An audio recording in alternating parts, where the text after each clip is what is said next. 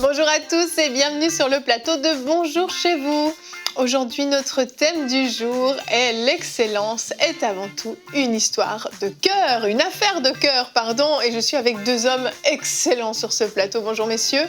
Oui, bonjour Yveline. Bonjour Yveline. Vous êtes mis d'accord pour me saluer d'une façon étrange, c'est ça? Non, d'une façon excellente. Excellent, d'accord. C'est une émission excellente donc. Pour un Dieu excellent. Exactement. L'atmosphère est excellente et on aime ce thème, il est excellent. On va donc travailler dans l'excellence aujourd'hui. Je vais me redresser bien droit parce que là je sens qu'on a monté d'un niveau dans Bonjour chez vous. Excellent. Aujourd'hui nous allons donc parler de l'excellence qui démarre premièrement dans le cœur. Faire les choses avec excellence, c'est être une personne excellente, désirer l'excellence. Et on va en parler aujourd'hui. Et chérie, tu vas répondre à une question dans la rubrique Pasteur, j'ai une question de Ryan du Canada. Oui, il nous pose la question, notre Église n'est pas à la pointe de la technologie, peut-on quand même servir avec excellence ? Et ça, on l'a vu pendant le confinement. Il y a beaucoup de personnes, beaucoup d'églises qui ont dû s'ajuster au niveau médiatique, entre autres. Et donc, on a vu qu'il y avait des possibilités finalement. Mais tu nous en parleras tout à l'heure. C'est ça. C'est ça. Waouh, je sens que c'est très... On n'a pas dit solennel, on a dit excellent. On peut être excellent dans la joie Non, et la bonne humeur. C'est juste que tu as pris un de mes points, donc... Mais non, mais c'est une introduction. D'accord. Je ne sais pas ce que tu vas dire, je ne suis pas au courant de tes points. Et ensuite, Nadine va nous retrouver en fin d'émission. Elle va nous parler des magazines connectés et magazines trampoline. Donc, je ne sais pas si on se connecte sur un trampoline. En tout cas, Nadine nous le dira en deuxième partie d'émission quand elle viendra nous rejoindre. Homer, on commence cette émission excellente avec toi dans la pensée du jour.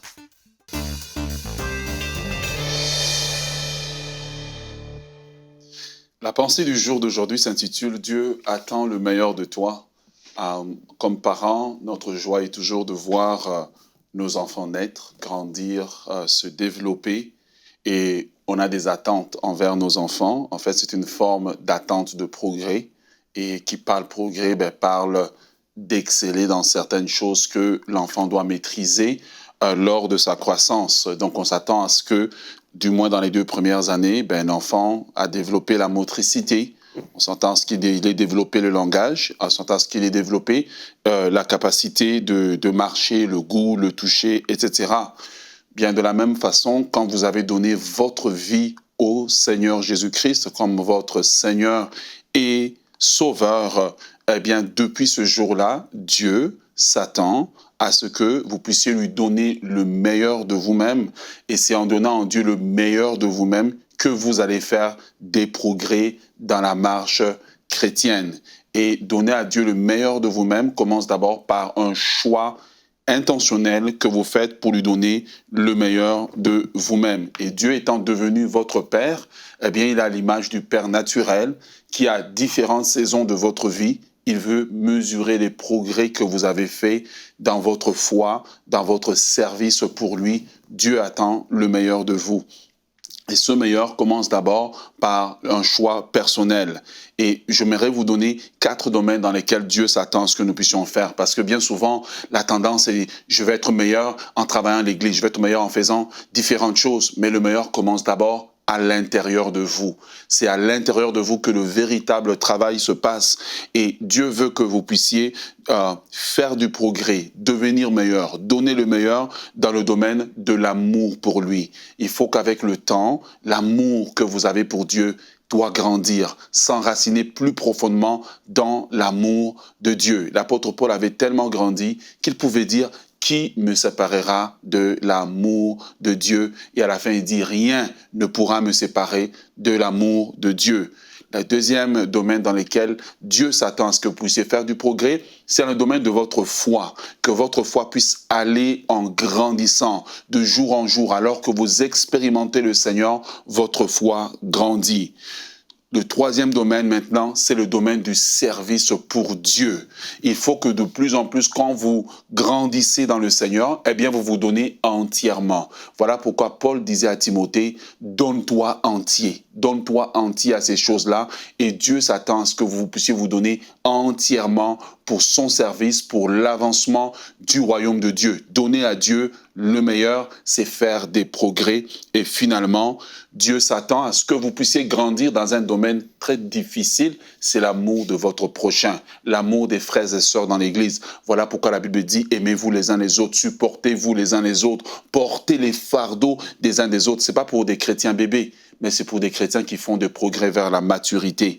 Et pour terminer, dans 1 Thessaloniciens, chapitre 4, verset 1, Paul dit, au reste, mes frères, puisque vous avez appris de nous comment vous devez vous conduire pour plaire à Dieu, et c'est là ce que vous faites, nous vous prions et nous vous conjurons au nom du Seigneur Jésus de marcher à cet égard de progrès en progrès. Amen. Merci beaucoup, Omer. Merci pour cette pensée. Lundi, dans l'émission, dans la rubrique Pasteur, j'ai une question. Vous n'étiez pas là, messieurs, mais Éric Dufour a fait une capsule dans Pasteur, j'ai une question, à laquelle il répondait à comment se défaire du perfectionnisme, et il a parlé de l'excellence, cette importance d'être excellent. Et ici, on ne parle pas de perfectionnisme, je veux juste le préciser. On ne parle pas de faire des choses, de chercher absolument la perfection, d'aller au-delà, de pousser toujours plus loin. On parle vraiment de l'excellence et de l'importance justement de faire les choses avec le cœur, avec conviction, et parce qu'on sait qu'on fait les choses pour le Seigneur, on donne le meilleur de soi-même. Notre verset du jour aujourd'hui est dans 1 Corinthiens 9 au verset 17. « Si je le fais de bon cœur, j'en ai la récompense. Mais si je le fais malgré moi, c'est une charge qui m'est confiée. » Ce verset nous montre l'importance de faire les choses de bon cœur, d'y mettre tout notre cœur, d'être convaincu de la raison pour laquelle on fait la chose, et non de le faire en traînant les pieds, comme si ça nous était imposé, comme si c'était une charge qui nous était forcée. Servir le Seigneur doit jamais être une charge, doit toujours être un plaisir et une chose qu'on fait de bon cœur. C'est pour cela que la première dimension de la croissance doit être la croissance dans l'amour de Dieu. Parce que la base de tout le service, tout ce qu'on fait dans la vie chrétienne doit être l'amour de Dieu. Si l'amour de Dieu n'est pas la base, c'est là qu'on tombe dans le perfectionnisme. Et où est-ce que le perfectionnisme nous amène? C'est dans un esprit de compétition, de rivalité, où finalement, ce n'est plus Dieu qui compte, c'est moi. Je veux trop promouvoir. Voilà pourquoi je disais tout à l'heure que le premier domaine à grandir, c'est l'amour de Dieu. L'amour pour Dieu et l'amour de Dieu dans la vie du chrétien, c'est deux domaines qui doivent être une révélation. C'est cette révélation qui fait que en tout temps, je sais que Dieu m'aime, mais aussi moi, j'aime Dieu. Indépendamment que je sois devant, que je sois assis dans les bancs, caché, balayé dans l'église, comme être devant, c'est égal pour moi, pourvu que je plaise à celui qui m'a aimé et qui a donné sa vie pour moi. Amen. Oui, tout à fait d'accord. C'est avant tout une histoire de cœur, d'amour pour Dieu, parce que je crois que quand on aime vraiment le Seigneur, on veut donner le meilleur pour le Seigneur. Et quand quelqu'un a la motivation de donner le meilleur et que cette motivation se joint à la compétence, le résultat est excellent. Et j'aimerais dire que pour beaucoup, les gens sont braqués sur la compétence. Si je veux être excellent, je dois être compétent. Et parfois, on peut se donner toute une vie à essayer d'être compétent, on ne sera pas compétent. Mais ce que Dieu cherche, ce n'est pas la compétence chez nous, c'est le cœur. Parce que la compétence, Dieu peut l'amener. Amen. Il peut l'amener par une tierce personne. Et l'erreur serait de dire, bon, je vais devenir compétent. Mais le plus important de notre quête, comme Omer l'a dit, c'est le cœur. Dieu cherche le cœur. Quel cœur il cherche? Et c'est l'un de mes versets préférés dans la Bible. Je l'ai noté, Acte 13, 22. Dieu a rendu ce témoignage de David. J'ai trouvé en David, le roi David, fils d'Isaïe, un homme selon mon cœur qui accomplira toutes mes volontés. Et ça doit être ça notre quête pour être excellent, c'est dire, Seigneur, je veux que mon cœur soit aligné à ton cœur. Je veux que quand tu regardes mon cœur, tu trouves un cœur qui bat au même rythme que ton cœur. Tu trouves un cœur qui possède le même fardeau qu'il y a dans ton cœur à toi. Parce que si dans mon cœur, tu trouves ce cœur selon toi, je sais que tu vas pouvoir me faire confiance. Et si Dieu trouve ce cœur, il va amener autour de nous exactement les compétences qu'il faut. Mais on doit avoir ce cœur où Dieu, quand il nous regarde, il dit « Voilà un homme, David, fils d'Isaïe. je sais dans son cœur qu'il a un cœur pour moi et qu'il va exactement faire et accomplir ma volonté. C'est ce que Dieu veut avant toute chose. Et on voit que David a eu des dispositions dans son cœur. David a eu le désir de construire la maison de Dieu. Dieu a mis un dépôt dans son cœur. Il a dit, moi j'ai une maison de cèdre, mais l'arche de Dieu, elle est dans une tente. Et là, en fait, Dieu a vu ça dans le cœur de David. Et c'est ce que Dieu voulait voir. Et Dieu a amené à susciter un fils à David, rempli de sagesse, de compétences, Salomon, qui a pu faire cet ouvrage excellent. Et Moïse avait la vision du cœur de Dieu, le tabernacle.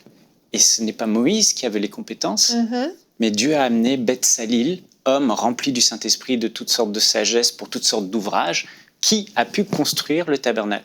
Et ce que je veux dire, c'est que le plus important, c'est que Dieu trouve en nous un cœur obéissant qui accomplira toutes ses volontés. Et la compétence, il va amener un fils, ou il va amener un compagnon qui va l'apporter autour de nous. Et là, on pourra faire l'œuvre excellente comme Dieu veut le faire. Donc le focus, c'est notre cœur. La compétence, Dieu l'amène, peu importe. Il a fait venir des cailles dans le désert.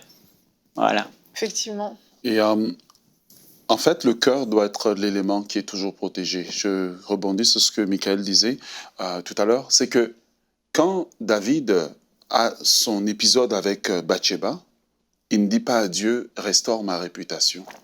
Sa priorité dans le psaume 51, c'est dire « crée en moi un cœur pur ». Parce qu'il savait que s'il a le cœur, tout le reste peut être restauré.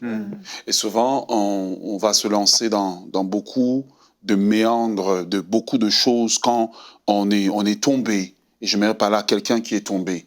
L'important, c'est pas de restaurer ta réputation. L'important, c'est de demander à Dieu, crée en moi un cœur pur. Parce que quand David a eu cette prière et que Dieu l'a exaucée, il est devenu un homme meilleur qu'avant. Et vraiment, Dieu peut nous donner un cœur qu'il aime. Et ça doit faire partie des prières que nous faisons parce que c'est des prières que Dieu veut entendre. Et souvent, nous prions, donne-moi un grand ministère, donne-moi du talent, donne-moi ceci, donne-moi cela. Mais si Dieu sait que nous avons un cœur qu'il aime, eh bien, il nous donne tout. Parce que Dieu se sent en confiance maintenant qu'il peut compter sur nous et que nous n'allons pas nous servir de ce qu'il nous a donné comme moyen de nous promouvoir. C'est pour cela que lorsque Salomon a même prié, avec le même esprit que David, en disant, quand Dieu lui a demandé, mais qu'est-ce que tu veux que je te donne? La plupart des gens auraient demandé bien de choses. Mais il dit, donne-moi un cœur qui permet de gérer tes intérêts. Quels étaient les intérêts de Dieu? Le peuple. Et Dieu a dit, puisque tu me donnes, tu me demandes ça, ce qui fait mon intérêt, eh bien moi je te donne toute autre chose. Voilà pourquoi Jésus a dit de chercher premièrement le royaume. C'est notre cœur doit être pour le royaume. Et c'est là maintenant que toutes les restes, les compétences, parfois Dieu ne nous les donne pas comme a dit Michael, mais Dieu nous emmène des gens. C'est ça. Qui viennent très avec souvent, la plupart du temps d'ailleurs. Tu veux rebondir sur ce qu'Omer a dit? Je te sens passionné parce que... Non, je trouve que ce qu'il a dit, c'est puissant, c'est l'essentiel. Parce qu'en fait, Dieu est capable de tout. Et on se prend souvent la tête pour pas grand-chose, alors que Dieu est capable, s'il trouve un cœur en qui il a confiance. C'est ça que j'ai aimé dans la phrase qu'Omer a dit. Si Dieu voit dans notre cœur un cœur pur, qui cherche à faire sa volonté, qui ne cherche pas à se servir de Dieu, comme beaucoup veulent. Seigneur, je veux me servir de toi, mais qui cherche à servir Dieu, Dieu va amener autour de cette personne tout le nécessaire. Les compétences, les talents, les moyens, les ressources financières, pour faire une œuvre excellente. C'est ça. Mais le cœur, ça, Dieu ne peut le fabriquer. Dieu ne peut pas donner un cœur. Il peut donner des ressources à l'infini, mais il ne peut pas donner un cœur. Donc, c'est cette prière-là. Amen. C'est à nous de prier, de prier Dieu sans vouloir contredire Michael. C'est à nous, en fait, de prier Dieu constamment. Donne-moi un cœur pur. Parce qu'un cœur pur va chercher à faire la volonté de Dieu. Un cœur pur, regarde, si on étudie la vie de David par rapport à un cœur pur, on va se rendre compte que, bien, le cœur pur l'amène à risquer sa vie contre Goliath. Le cœur pur l'amène à se repentir quand il faut se repentir. Quand il est dans l'apogée de son règne, le cœur pur l'amène à se déshabiller puis à danser devant Dieu. En fait, le cœur pur, finalement, fait que je suis transparent, limpide, malléable entre les mains de Dieu. Donc, Dieu, maintenant, a la liberté de s'habiller de moi pour pouvoir maintenant se mouvoir et faire sa volonté.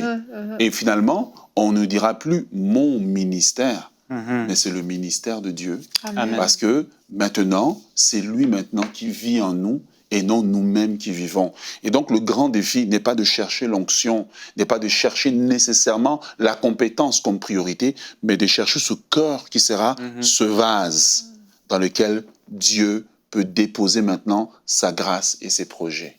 Amen, amen. On va continuer avec la rubrique Pasteur, j'ai une question. On va répondre donc à la question de Ryan du Canada. Ryan nous a dit, notre Église n'est pas à la fine pointe de la technologie.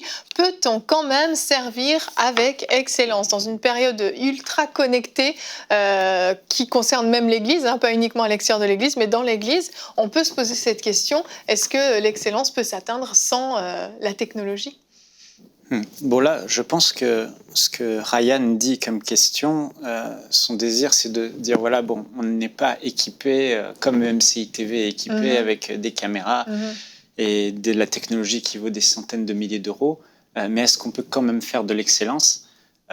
Oui, bien sûr, Ryan, tu peux faire de l'excellence, mais j'aimerais dire que pour beaucoup, ils n'atteignent pas l'excellence parce qu'en fait, ils ont des mirages en face d'eux. Ils ont l'impression que l'excellence n'est pas possible parce que il faut beaucoup de moyens. On n'a pas les moyens d'avoir ces moyens-là. Et leur ignorance coûte cher. Souvent, l'ennemi de l'excellence, c'est l'ignorance. L'ignorance parce qu'on ignore ce qui existe déjà. Et la réalité aujourd'hui, comme tu l'as dit tout à l'heure, c'est que le confinement révèle au grand jour à tout le monde qu'on peut faire des choses de très très bonne qualité dans les médias avec un équipement qui est très très peu cher, qui coûte pas cher. Ouais. C'était pas le cas il y a quelques années, à l'époque où il fallait faire un studio de TV. Il fallait vraiment le surnaturel de Dieu, parce qu'il fallait peut-être 1 million d'euros pour sortir un studio de TV, des émissions. Mais les années ont passé, et peut-être 7 ans, 10 ans plus tard, aujourd'hui, les choses ont changé. On va dans un magasin, 3 000 euros, tu t'achètes un réflexe avec une lentille de qualité, et tu as un résultat juste extraordinaire, encore plus beau que peut-être ce qu'on fait aujourd'hui. Donc, deux caméras réflexes, appareils photo-vidéo maintenant, permettent de filmer des cultes avec excellence, permettent de faire des vidéos avec qualité. Donc, pour beaucoup, il y a cette ignorance qui les bloque, qui les paralyse. Voilà. Donc, sachez que simplement, Ryan, avec peu d'argent, vous pouvez acquérir du matériel de qualité pour vous permettre de faire des images de qualité. Et pareil pour le son. Donc, avec un budget de 10 000 euros, ils peuvent faire énormément de choses de qualité. Alors, le confinement a révélé que on peut même faire de la louange en toute simplicité avec des modes splittés où les gens sont chez eux, chacun joue de son instrument, écran branché partagé, avec je traduis pour avec des écrans partagés. Et le résultat est juste excellent. Ah oui, et c'est très simple et c'est à la portée de tous. Et voilà, aujourd'hui, les gens sont à la recherche de variété. Ils aiment quand ça change, ils n'aiment pas quand on est enfermé forcément dans une boîte, ils aiment du minimaliste dans les décors. C'est la tendance aujourd'hui. Il faut s'adapter à la tendance aujourd'hui, donc il n'y a plus besoin de faire des trucs tape à l'œil. Donc oui, tu peux faire des choses avec excellence, avec peu de moyens dans l'église locale. Mais j'aimerais parler rapidement de 2 choses importantes pour devenir excellent dans ce qu'on fait. Je dirais que les 2 ingrédients les plus facile pour atteindre un niveau d'excellence rapidement, c'est l'imitation, la puissance de l'imitation. Franchement, c'est à la portée de tout le monde. Je ne sais pas, regardez l'église Bethel aux États-Unis. Ils mettent un standard là, ou MCI, un standard là.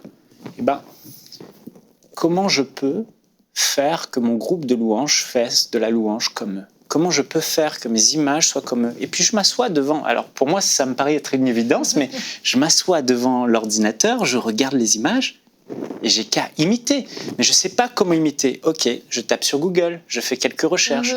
Donc le premier point, c'est imitation. Cherchez à imiter ce qui vous inspire, ce qui est beau à vos yeux, ce qui est de qualité. On ne parle pas d'onction, on parle de manière de faire. Là, vous cherchez, la question c'était la pointe de la technologie. Je précise juste. Donc vous cherchez à imiter ce que vous trouvez comme des beaux programmes.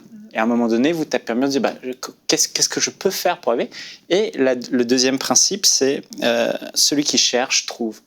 Donc là, il suffit de rechercher sur Google, d'appeler quelques professionnels, de chercher un petit peu. Tu prends 1 semaine, 2 semaines à chercher et tu vas réaliser que tu vas trouver tout simplement le moyen de faire comme eux pour pas grand-chose. Il y a des super tutos même sur... C'est des mirages qui font croire que c'est si compliqué et inaccessible. Il suffit de imiter, rechercher, de se renseigner et on trouve. Mais j'aimerais conclure en disant que le plus important, ce n'est pas la qualité de l'image, la qualité du son. Le plus important, c'est c'est Google qui l'a dit, mais je sais que le Seigneur le dirait aussi. C'est Google, ils ont un slogan, c'est « Content is king ». J'ai bien prononcé en anglais ? « Content is king ». C'est parfait, c'est Le excellent. contenu est roi. Le contenu est roi. Et ça, c'est tellement vrai. Le plus important, c'est pas l'image. Le plus important, c'est pas le son. Aujourd'hui, à l'heure d'aujourd'hui, plus que jamais, le plus important, c'est l'excellence dans le contenu.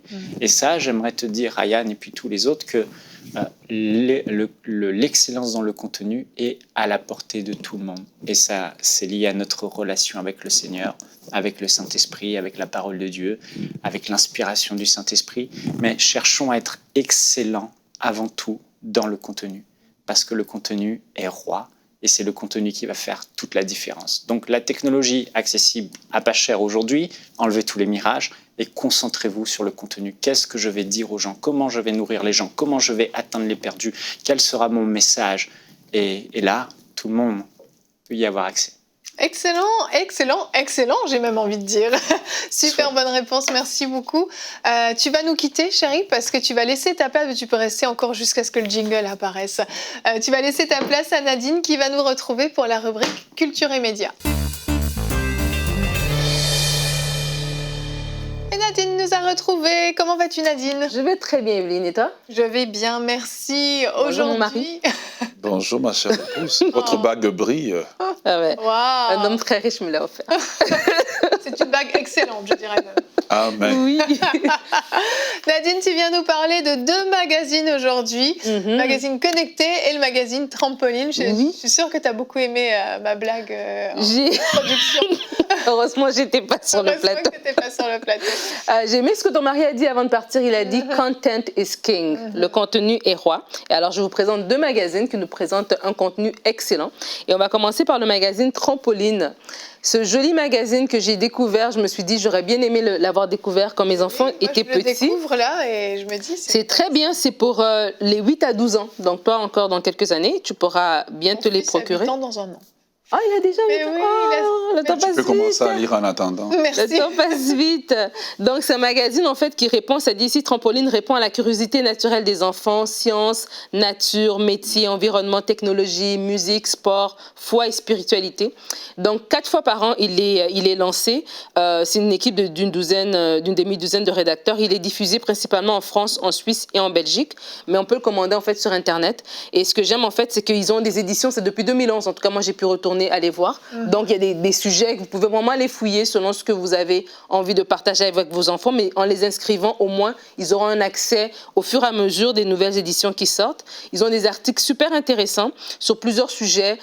Juste en fouillant, j'ai vu un article sur le coronavirus, expliqué à des enfants. Un article sur des activités en faire en temps de confinement, des jeux, comment utiliser les écrans de manière responsable. Jésus, il parle beaucoup du Seigneur, mais vraiment bien présenté. Et il y a un article qu'ils ont publié, Nathalie Egger, j'espère que je dis bien son nom. J'ai trouvé son article tellement bien, je me suis dit j'allais le mentionner. L'article s'appelle « 5 astuces pour faire la paix ». Et ça dit, tu t'es fâché avec ton meilleur copain ou ta meilleure amie, comment réparer ce qui s'est cassé dans votre relation. J'aime trop parce qu'il parle avec des mots d'enfant, des mots qu'un enfant peut comprendre, un jeune ado peut comprendre, mais il donne 5 étapes pour se réconcilier. Et c'est fort, en fait, c'est puissant. Décide de faire le premier pas, exprime tes regrets, reconnais ta responsabilité. C'est des principes qu'on peut même apporter à des adultes, mais le font au niveau des enfants. Partage tout ce qui t'a blessé, écoute ce que l'autre a à dire. Et puis à la fin, elle finit en disant que quand vous vous pardonnez mutuellement, ben vous pouvez faire un geste, vous dire une qualité, prendre un repas ensemble. J'ai trouvé que c'est hyper profond comme article, mais pour des jeunes ados, j'ai trouvé ça vraiment bien. Donc il y a plein d'articles, plein de ressources sur ce site, sur Alliance Presse, donc Trampoline, vous le trouverez facilement sur Google. Et notre prochain magazine, s'appelle Connecté. Connecté au pluriel. C'est un magazine chrétien et c'est un magazine connecté qui se dit, en tout cas. Ouais, j'ai iPad, iPhone, you know. C'est financé par Apple. Si vous voulez nous subventionner, Apple, appelez-nous. Connecté est un magazine qui se trouve en ligne. Il est directement disponible en ligne. Il est gratuit, 40 à 70 pages de contenu.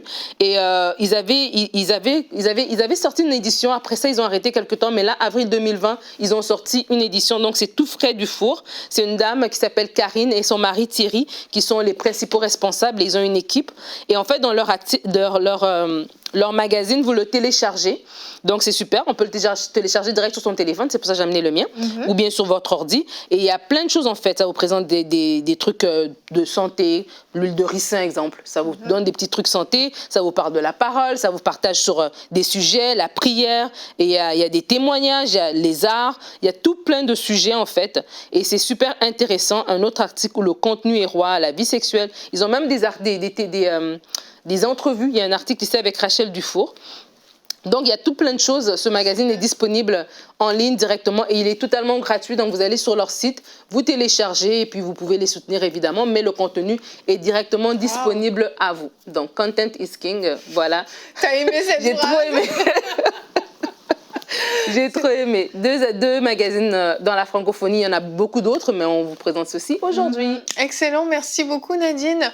On sait le travail que c'est de faire un magazine. Il y en a peut-être parmi vous qui ont reçu notre magazine.